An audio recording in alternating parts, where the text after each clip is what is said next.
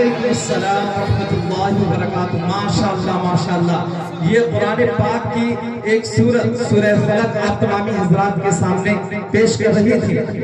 आपने देखा कुरान पाक को पढ़ना और बारीकियों से पढ़ना, तजवीद के साथ पढ़ना, हुरूफ की अदायगी और कहाँ गुन्ना करना है, कहाँ इख्फा करना है, ये सारी चीजें इसको मनहूसे खातिर रखते हुए